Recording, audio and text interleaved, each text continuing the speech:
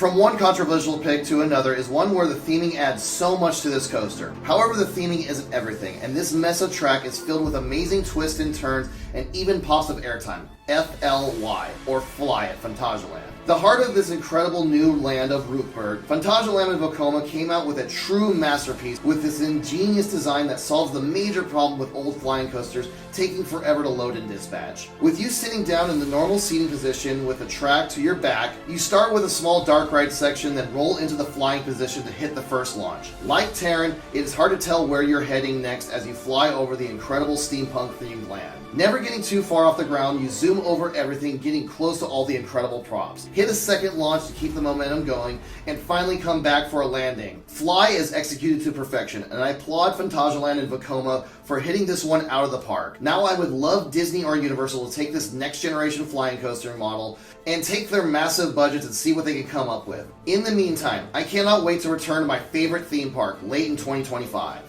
Now for number one is one that is not controversial at all. Honestly, I wonder if it'll ever be dethroned with the current coaster lineup out there. Steel Vengeance at Cedar Point. I cannot fathom how relentless this ride is. The best way I describe it is like riding a bull that is trying its hardest to buck you off. I have never experienced airtime as strong as I have on Steel Vengeance. Starting off with a massive 200-foot vertical drop and hitting massive hills designed to give 5 seconds of strong ejector each. Transitioning into some of the smoothest and best inversions in the world, hitting the mid-course brake run, giving you much needed breather, before hitting with a low-hanging second half as Steel Vengeance dives into its own structure, throwing even more inversions at you where you cannot see them coming. From start to finish, this is relentless, giving over a mile of insanity. While having Steel Vengeance as my number one is not controversial, having a similar ride just outside my top 10 is. Sitting right at number 11 is Iron Gwazi. While a phenomenal coaster, just lacks the length needed to truly break into the top 10. However, Steel Vengeance is a firm staple of what makes Cedar Point so incredible, holding 4 of my top 10 positions, while I sit just shy of 200 credits at the time of making this video.